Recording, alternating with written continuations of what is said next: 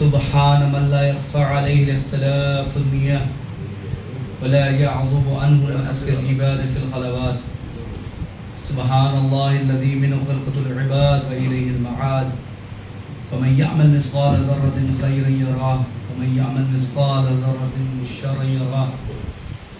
نشهد أن لا إله إلا هو الملك الذي لا يناظر في ملكه ولا يضاد في حكمه يعذب من يشاء بما يشاء كيف يشاء ويرحم من يشاء بما يشاء كيف يشاء.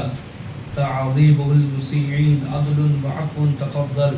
ونشهد أن محمدا سيد المرسلين وخير المبشرين والمنذرين صلى الله عليه وآله الهداة المهديين.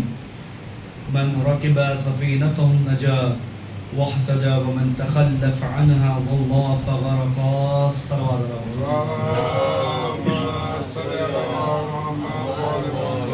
بسم الله الرحمن الرحيم. قال الله تبارك وتعالى في القرآن المجيد وقوله الحق ومن يتق الله يجعل له مخرجا ويرزق من حيث لا يحتسب. صلوات على محمد وعلى محمد.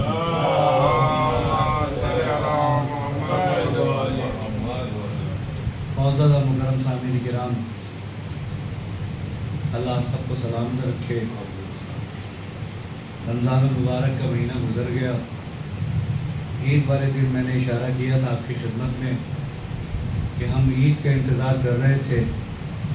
وہ مہینہ گزر گیا کہ جس کا ہر ایک دن عید کا دن تھا۔ جن لوگوں نے اس میں غفلت برتی اور کاہلی سے کام لیا، وہ خدا کے معاملے یعنی خدا اور اس کے درمیان کا جو معاملہ ہے وہی جانتا ہے، لیکن جن لوگوں نے نیکی میں سرعت کی، جلدی کیا، اللہ اس کے بھی معاملات کو جانتا ہے۔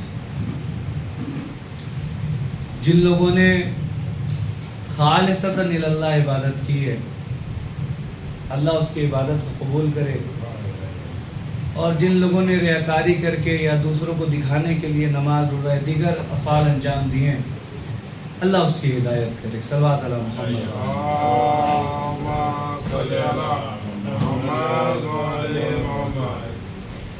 دیکھیے قرآن میں اللہ ارشاد فرما رہا ہے، عام طور پہ ہوتا یہی ہے کہ انسان جب ایک جگہ دوسرے لوگوں کے ساتھ آپس میں جب بیٹھ کے گفتگو کرتا ہے تو اپنے زندگی کے وہ مسائل کے جو اس کی زندگی میں پیش آ رہے ہیں وہ دوسروں سے ڈسکس کرتا ہے، بتاتا ہے کہ بھائی میری زندگی میں کتنے مشکلات ہیں اور میں کن کن مرحلوں سے گزر رہا ہوں۔ وہ ایک دوسروں کے بارے میں بتاتا رہتا ہے، لیکن خداوند عالم قرآن مجید میں ارشاد فرما رہا ہے وَمَن يَتَّقِ اللَّهَ يَجْعَل لَّهُ مَخْرَجًا، اور وہ انسان کے جو گناہوں سے بچ جاتا ہے، جو نیکی کرتا ہے، وَيَرْزُقُ مِنْ حَيْثُ لَا يَحْتَسِبُ، اللہ اس کو مشکلات سے نکال دیتا ہے اور اس کے رزق میں برکت عطا کرتا ہے۔ اس کے معنی یہ ہے کہ رزق کا زیادہ تر حصہ گناہوں سے بچنے میں، کہ خود قرآن کہہ رہا ہے۔ ایک سوال پڑھتے ہیں محمد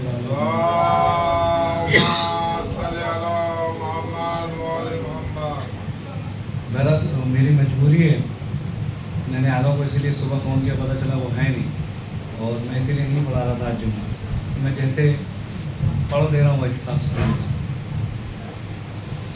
تو وہ اس کے لیے بہرحال بہتری ہے کہ اگر انسان گناہوں سے بچ جائے تو اللہ اس کے رزق میں برکت دے گا۔ دیکھیے اہل بیت کا چاہنے والا، اماموں کا چاہنے والا، جب وہ مشکلات میں ہوتا ہے تو آزمائش اور بڑھ جاتی ہے، اس کی تکلیفیں اور بڑھ جاتی ہیں، کیونکہ اللہ حکایت سے کام لیتا ہے، حکمت سے کام لیتا ہے۔ جس کے حصے میں جو چیز اس نے رکھ دی وہ اس کے لیے بہتر ہے۔ لیکن اسلام صلوات علی محمد وعلی محمد۔ تمام مومنین کی سلامتی کے لیے بآواز بلند صلوات پڑھیں۔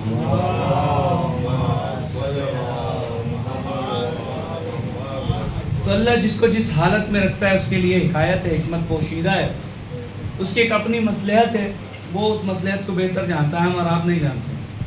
ہم اگر مشکلات میں گرفتار ہوتے ہیں تو ہمیں سوائے شکوہ اور شکایت کے کوئی دوسرا راستہ نہیں۔ اسی لیے کسی نے اگر انکساری سے اگر کسی نے مزاج پرسی کر لی کہ بھائی کیسے ہیں آپ شوکت رضوی صاحب، خیریت ہیں. اب ہم نے کیا کیا، شکوہ کا جو پٹارا ہے وہ ہم نے کھول دیا، اور یہ باتیں اور وہ باتیں اور ایسے مشکلات اور وہ پریشانیاں.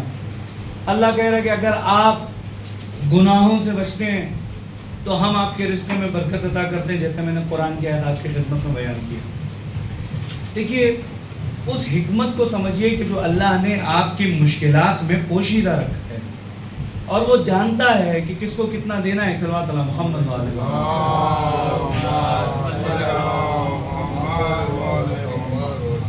کہتے ہیں کہ علماء کا ایک خاص احترام ہے.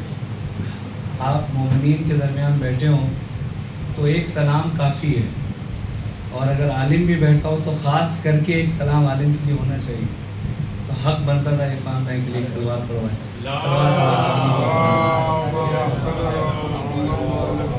اللہ آپ تمام لوگوں کو جو ہے حفظ و امان میں رکھیں انشاءاللہ.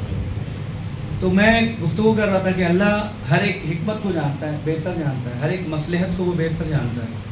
اگر اس نے آپ کے لیے کچھ تکلیفیں اور مشکلات رکھی ہے تو وہ آپ کے حق میں بہتر ہے، وَإِلَّا وہ ہر راز سے باخبر ہے. میں حکمت کے طور پہ ایک واقعہ آپ کی خدمت میں پہنچا رہا ہوں. اس کی حقیقت کو سمجھیے گا تو بڑا تعجب ہوگا کہ اللہ نے واقعاً ایک خاص امر آپ کی مشکلات میں پوشیدہ رکھا ہے. جناب موسیٰ ہے، ایک رستے سے گزر رہے، اپنے کچھ ساتھیوں کے ساتھ رستے سے گزر رہے، دیکھا ایک شخص ہے بڑا پریشان، گڑ گڑا کر دعا کر رہا. جناب موسیٰ قریب گئے، وہ قدم بوسی کرنے لگا. جناب موسیٰ کو جانتا تھا اور کہتا ہے یا نبی اللہ میرے حق میں دعا فرمائیے، میں بہت مشکلات سے جوجھ رہا ہوں، بہت تکلیفوں میں، بہت مسائل میں گرفتار ہوں. جناب موسیٰ کو ترس آ گیا اور ہاتھوں کو اٹھا کر کہا کہ پروردگارا اس کے حالات کو بہتر بنا دے، اس کی مشکلات کو بہتر بنا دے، اس کی پریشانیوں کو دور کر دے. دعا کی اور چلے گئے. واپس جب آئے تو دیکھا کہ کچھ لوگ ہیں کہ جو شخص کو بہت گھیرے مار رہے ہیں، پیٹ رہے ہیں، عجیب سا ماحول بنا ہے. جناب موسیٰ قریب گئے اور جانے کے بعد کیا دیکھتے کہ وہی شخص ہے کہ جس کے لیے ابھی دعا کر کے گئے. لوگوں سے پوچھا بھائی کیوں ظلم کر رہے ہیں، کیا بات ہے، کیوں مار رہے اس کو؟ کہتا ہے یا نبی اللہ یہ جب تک غریب تھا نا ہم لوگوں کو بڑا سکون تھا، کوئی مشکلات پریشانی نہیں تھی. جیسے ہی امیر ہو گیا نا اب اس نے شراب پینا شروع کر دیا، کھلم کھلا گناہ کرنا شروع کر دیا. ٹھیک ہے شراب پی رہا ہے تو اپنا پیے، سائڈ میں پیے، جہاں چاہے وہاں پیے. لیکن اس نے زنا کیا اور ایک بچی کو قتل کر دیا. اب بتائیے اس کے ساتھ کیا کیا جائے؟ جو بھی حد ہے وہ آپ بہرحال جاری کریں. جب جناب موسیٰ علیہ السلام کو یہ احساس ہوا نا تو روایت کہتی ہے کہ فوراً سجدے میں گر گئے اور کہا کہ پروردگارا بے شک تو ان امور کو بھی جانتا ہے کہ جس کو ہم ظاہری طور پر دیکھتے ہیں لیکن تو اس کو باطنی طور پہ دیکھتا ہے، اور وہ واقعاً اس حکمت سے واقف ہے کہ کس کو کتنا دیا جائے، کس کے لیے کتنا بہتر ہے. ہم یہ سوچتے ہیں کہ ہم محبت اہل بیت رکھتے ہیں دل میں، ہم امام کے چاہنے والے، ہمارے پاس سب سے زیادہ ہونا چاہیے، لیکن ہمارے پاس وہ چیزیں نہیں ہیں تو ہم کیا کرتے؟ شکوہ کرنا شروع کرتے. مولا خانے کعبہ پہنچے، پردوں کو ہلاتے ہوئے اور حجر اسود کو چومتے ہوئے، اچھا بڑی مشکل کے تو تو نے بلایا ہے اور اگر ابھی یہاں دعا قبول نہیں کرے گا تو بس کہاں کرے گا؟ اب وہ ایک سلسلہ اور گریہ ازاری کرنی بھی چاہیے. اگر اس خدا کے سامنے اگر اپنے حاجت نہ رکھیں تو پھر کس کی بارگاہ میں جا کے اپنی حاجتوں کو رکھیں. لیکن جب کربلا پہنچ گئے تو پھر بھی بہرحال امام حسین سے مولا آ گئے، قرضہ لے کر آئے اور آپ کے اوپر ذمہ داری ہے، ایسا لگتا ہے احسان کرے مولا، آپ پر احسان کرنے کے لیے آئے ہیں، قرضہ آپ ہی کو ادا کرنا ہے. دیکھیں امام واقعاً وہ کہ جو خود ان مشکلات کو دینے والا ہے، جو صاحب مشکل ہے، اور اللہ نے جس کو بانی ہے مشکل اور خود مشکل کا مصداق بنایا ہے، تو وہ ان رازوں سے بہتر اور باخبر ہیں کہ ان کے چاہنے والوں پر کتنے مشکلات اور مصائب آ رہے ہیں. وہ جانتے ہیں کتنی مشکلات اور پریشانیاں آ رہی ہیں. امام فرماتے ہیں ایسا تھوڑی ہے کہ میں تم سے غافل ہوں، اگر ایک لمحہ بھی میں تم سے بے خبر ہو جاؤں، ایک لمحہ، تو پھر یاد رکھو یہ دنیا تمہیں تباہ و برباد کر دے گی. یہ امام ہے جو آپ کے اوپر نظر کرم فرمائے ہوئے ہیں. واللہ جیسے ہی انہوں نے اپنی نظروں کو ہٹا دیا ہم تو تباہ و برباد ہو جائیں گے. آج ساری چیزوں کا رونا بس اسی بات کے لیے کہ پروردگارہ سامنے والے کو اتنا دے دیا، مجھے کیوں نہیں دیا؟ میں ایک واقعہ بتانے سے پہلے ایک ایگزامپل دینا چاہتا ہوں۔ ڈسکوری میں دیکھ رہا تھا تو ایک جس کی چونچ لمبی ہو تو اس کو بوگلا بھی کہتے ہیں، اور پتہ نہیں اس کو کیا کہتے ہیں، سارس وغیرہ کچھ کہتے ہیں۔ وائٹ کلر کا ہوتا ہے، وہ پانی پہ چونچ مارتا ہے تو مچھلیاں پکڑتا ہے، وہ جانور، وہ پرندہ ایسا۔ تو 5-6 پکڑے ہوئے تھے اس نے منہ پہ، چھوٹے چھوٹے مچھلیاں جو تھی 5-6 اس نے منہ پہ رکھے ہوئے تھے۔ ڈسکوری میں دیکھ رہا تھا، پانچوں کو 6 کو بند کیے ہوئے تھا، لیکن جب اس نے کھانا شروع کیا نا تو جب منہ کھولنا شروع کیا تو وہ ایک ایک کر کے گرتا گیا۔ آخر میں 5-6 میں اس کے منہ میں کتنا پہنچا؟ صرف 1۔ آپ اس کو اپنی زندگی میں ڈھال کے دیکھیں کہ آپ جس چیز کو زیادہ دیکھ رہے ہیں در حقیقت وہ زیادہ نہیں ہے۔ قسمت میں اتنا ہی ہے کہ جتنا آپ کی قسمت میں لکھ دیا گیا، ملے گا اتنا ہی، اس سے زیادہ آپ کو نہیں ملے گا۔ کبھی کبھی ہوتا ہے، آپ نے دیکھا ہوگا، غور کیا ہوگا کہ چیٹیاں جو ہوتی ہے اپنی اوقات سے بڑھ کر دانہ لے کے جاتی ہیں۔ کبھی کبھی تو 5-6 چیٹیاں یا 10-15 یا جو بھی چیٹیاں آپ لے لیں، مل کر اکٹھا ہو کر ایک روٹی لے کر چلی جاتی، اپنی اوقات سے بڑھ کر لے کے چلی جاتی، لیکن اس کے منہ میں پہنچتا کتنا ہے؟ روٹی رزق سمجھ لیجیے، اور جو دانہ اس کے منہ پہ پہنچ رہا ہے وہ اس کی قسمت کا ہے۔ جو چیز زیادہ دکھ رہی ہے در حقیقت وہ زیادہ ہے، لیکن حقیقت میں ہمارے لیے اتنا ہی ہے کہ جتنا اللہ نے ہمارے لیے لکھ دیا گیا۔ اگر زیادہ ہو جائے نا آپ کے لیے تو پھر وہ ہضم نہیں ہوتا، پھر وہ مشکلات پیدا ہونے لگتی ہیں، کیونکہ ہمیں قدر کرنا نہیں آتا۔ جو دیتا ہے وہ جانتا ہے کہ کون کس کی کتنی قدر کرتا ہے، کیونکہ دینے والا وہ ہے، وہ جانتا ہے کہ کس کو کتنا دینا ہے۔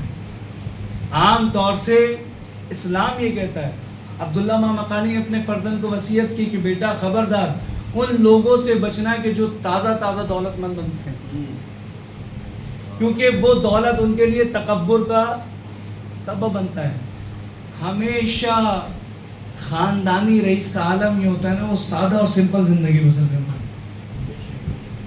وہ جانتا ہے جو خوشی اس میں ہے وہ اس دولت میں نہیں ہے، لیکن وہ انسان جو دولت کے پیچھے مسلسل رہتا ہے وہ ہمیشہ دولت تلاش کرتا ہے، اور جب اس کے پاس وہ دولت آ جاتی ہے تو پھر تکبر سے بھی وہ کام لیتا ہے، لہذا نتیجہ یہ ہوتا ہے کہ نہ پھر وہ دنیا کا ہوتا ہے نہ آخرت کا ہوتا ہے، سیدھا منہ کے بل جہنم جاتا ہے۔ میں یہ مقدمہ آپ کو صرف اس لیے یہ واقعہ سنانے کے لیے چاہ رہا تھا کہ رسول اللہ ہے اور ایک صحرا اور ایک بیابان سے گزر رہے ہیں، بھوک اور پیاس لگی تو دیکھا ایک ساربان ہے، وہ آ رہا ہے اپنے اونٹ کو لے کر۔ رسول اللہ فرماتے ہیں کہ بھائی ہم پیاسے ہیں، اگر ممکن ہو تو اس اونٹنی سے دودھ دھو دو اور ہمیں کچھ پلا دو۔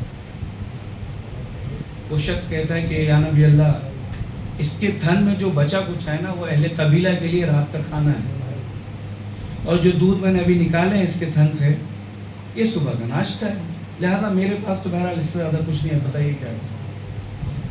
رسول تھے، کیا کرتے؟ چونکہ اخلاق کا درس دینے کے لیے آئے تھے تو کہا کہ اللہ تیرے رزق میں برکت عطا کرے، آگے بڑھ گئے۔ پھر دیکھا ایک ساربان اور آ رہا تھا تو اس سے ملاقات ہوئی، کہا کہ ہم پیاسے ہیں، بھوکے ہیں، تو ہمیں کچھ پلا۔ اس شخص نے دودھ تھا نا، دودھ نکالا، رسول اللہ کو دیا، ان کے کچھ صحابیوں کو بھی دیا، اور اس کے بعد ایک بکری بھی، روایت کے تحت ایک بکری بھی تھی، اس کو بھی ذبح کیا اور تمام لوگوں کو کھانا کھلایا، رسول اللہ کو بھی کھانا کھلایا۔ اب دعا کیا دیتے رسول اللہ اس کو؟ اس سے بہتر دعا تو دے چکے اس شخص کو۔ تو رسول اللہ نے فرمایا اللہ تیری قسمت میں جتنا ہے اتنا ہی کم سے کم تجھے اس دنیا میں عطا کر دے۔ اب جو رسول اللہ کے اطراف کے چاہنے والے تھے کہتے ہیں یا رسول اللہ، آپ نے پہلے والے شخص کو جو آپ کی بات کو رد کر کے بیٹھا ہے اس نے کچھ بھی نہیں دیا آپ کو، لیکن آپ نے اس کو ویسے ہی دعا دی جس کے ہم مشتاق ہوتے ہیں، ہم چاہتے ہیں کہ آپ بھی ہمیں ویسے ہی دیں کہ اللہ تیرے رزق میں اضافہ کرے۔ لیکن یہ شخص کو جس نے آپ کے لیے کھانے کا انتظام کیا، دودھ کا انتظام کیا، آپ نے کہا کہ اس کی قسمت میں جتنا اس کو اتنا ہی مل جائے، جبکہ اس کا حق بنتا تھا کہ اس کے لیے بھی وہ دعا کرتے ہیں کہ اس کے رزق کے زیادہ. اب رسول تھے, خدا قسم جملہ بڑا عزیز ہے, اگر میں بتا پایا تو بہت بہت بہتر جملہ, شاید آپ کی لائف چینج کر دے.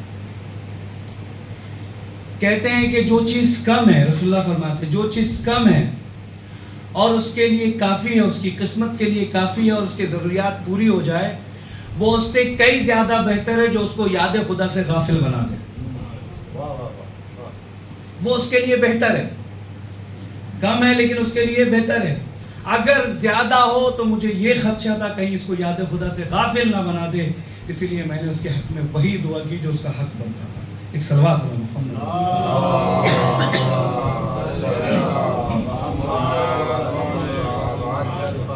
تو رسول جانتے ہیں کہ کس کے حق میں کس کے لیے کتنا دعا کرنا چاہیے. یہ ہم ہیں, یہ انسان ہے جو حریص ہے, جتنا مل جائے اس سے زیادہ کے لیے تڑپتا ہے. اور یاد رکھیے جناب موسیٰ کی زندگی کا واقعہ میں نے اس سے پہلے بتا دیا, بس نتیجہ دے رہا ہوں. ہمیشہ جتنا مل جائے اگر اتنا اکتفا کرنا اگر آپ سیکھ جائیں تو پھر زندگی کے مشکلات کو آپ آرام سے جھیل جائیں گے. کہنا بڑا آسان ہے ہمارے لیے بھی, آپ کے لیے. اگر ہم اس بات کے عادی ہو جائیں کہ ہمارے پاس جتنا ہے اتنا ہمارے لیے کافی ہے, بس بشرطِ ان کہ اس لیے دعا کرے کہ کبھی اللہ تعالیٰ آپ کو مقروض نہ بنائے, اس کے لیے خاص دعا کرے. آغا حسینی ہم لوگ کو ایک کتاب فضائل اہل بیت عربی میں تھی, وہ پڑھا رہے تھے, تو شہزادی کے ایک جملے ہیں کہ جو جناب فضہ سے فرماتی ہیں, اور وہ جملہ ابھی مجھے یاد آیا, میں آپ کی خدمت میں پیش کر رہا ہوں. شہزادی فرماتی ہے جناب فضہ سے, فضہ کبھی بھی ان لوگوں کی طرف نگاہ نہ کرنا کہ جس کی حیثیت تم سے زیادہ ہے, جس کی حیثیت تم سے زیادہ. وجہ میں آپ کو اسلام سے پہلے ثابت کر, اسلام کہتا ہے کہ آپ ان لوگوں کے ساتھ اٹھنا بیٹھنا نہ کریے. کن لوگوں کے ساتھ؟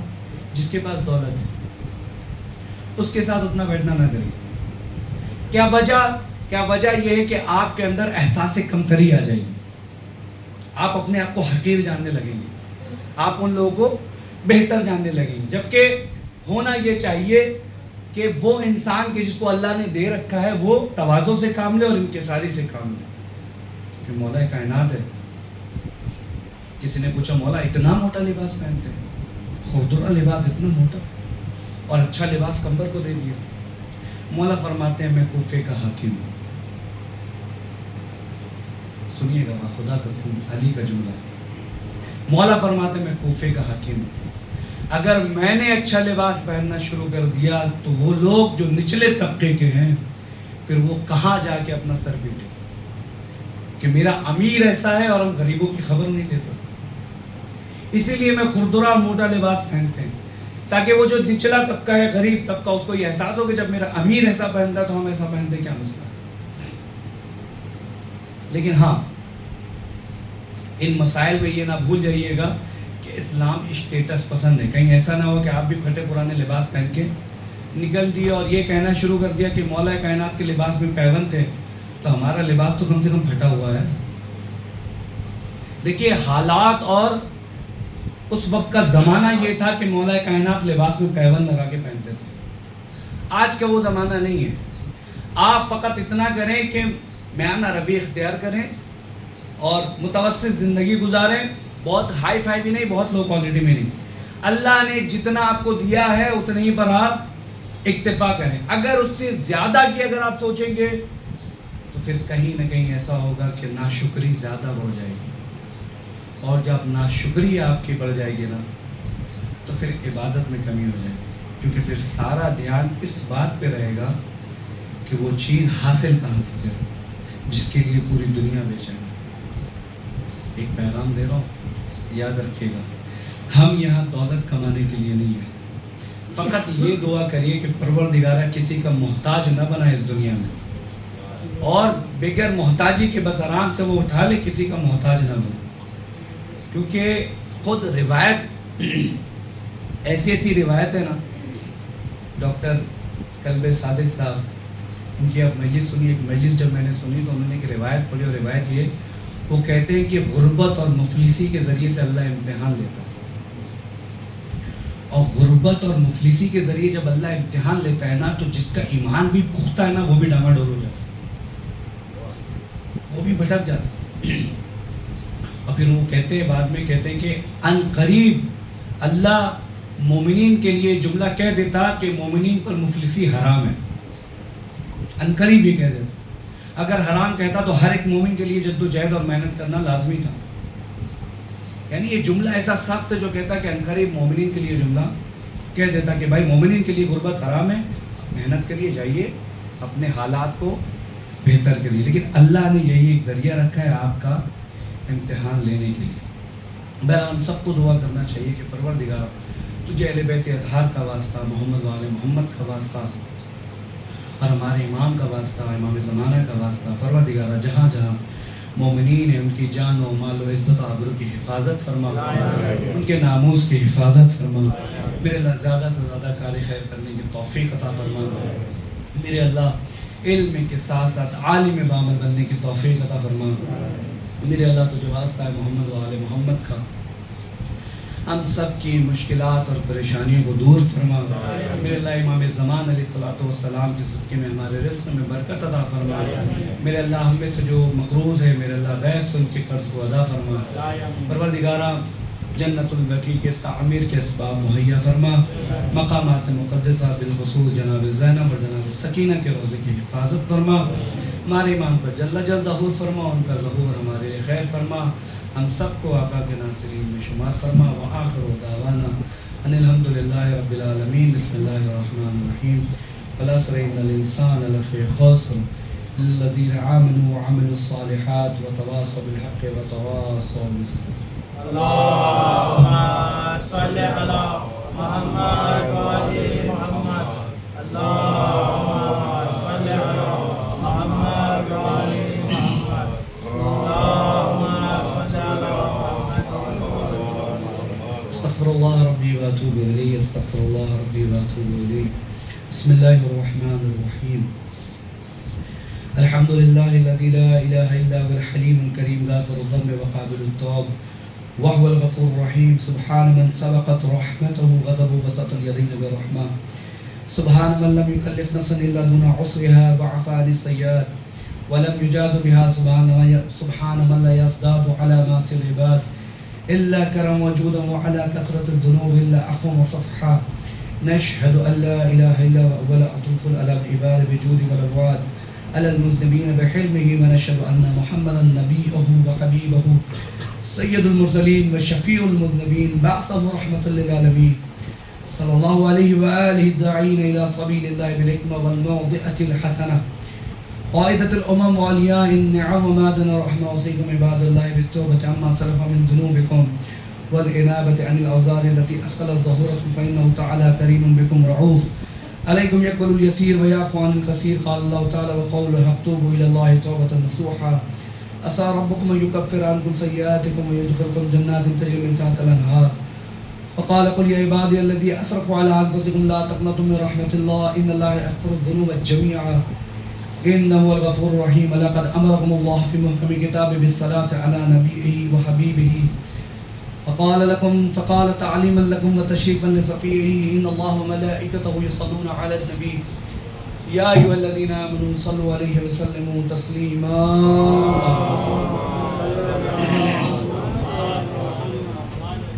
اللهم صل على سيد المرسلين وشفيع المذنبين نبينا محمد صلى الله عليه وآله وعلى إمام المسلمين وقائد الغر المحجلين أمير المؤمنين علي بن أبي طالب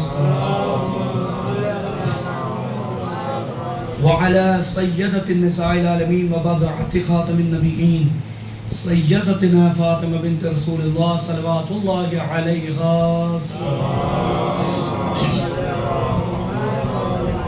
وعلى الحسن المجتبى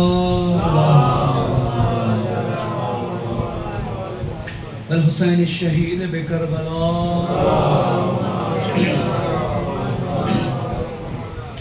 وعلي بن الحسين ومحمد بن علي وجعفر بن محمد وموسى بن جعفر وعلي بن موسى ومحمد بن علي وعلي بن محمد والحسن بن علي عليه الصلاة والسلام، اللهم صل على مولانا صاحب العصر والزمان